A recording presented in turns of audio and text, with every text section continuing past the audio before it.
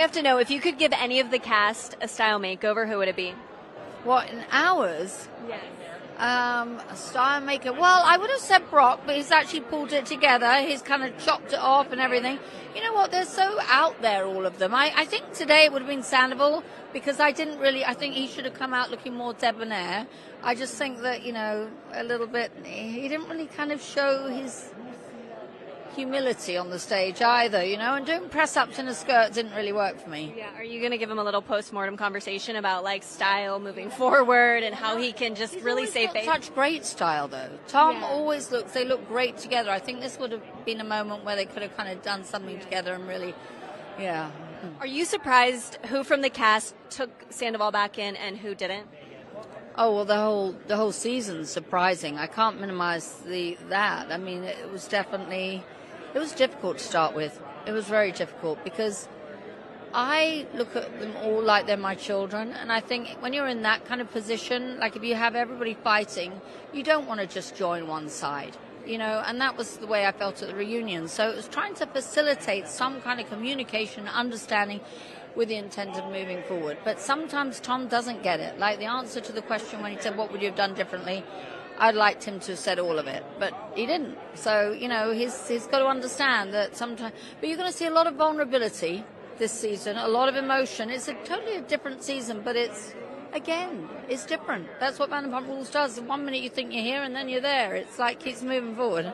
It seems like he gets a little bit of a redemption arc this coming season. Do you think if Rachel would have come back, she would have also been I wouldn't say well-received, but she would have gotten the same treatment? No, because I think I think it was important. She should have come back, and I was the only one that spoke to her because I was like, I would like you to tell your side of the story and how you see things now after being wherever you've been for 3 months. But I would like to have seen her come back. And when I say a safe place, it's always a safe place. I don't mean because they're all friends, everything, but I mean emotionally a safe place to actually talk to me and to really talk about, how she's processed things. But she decided not to, and I respect that. She decided to walk away. But I don't think she didn't have the history. I mean, with Tom and Sheena, for example, they were working together for me for 5 years before they were even on television. So they had those relationships for many, many years prior to what happened, and that kind of helped kind of facilitate some kind of conversation between them. Lastly, I have to ask you, during your time on Housewives, there were a lot of rumors surrounding Kyle and Mo. Were you surprised about their separation?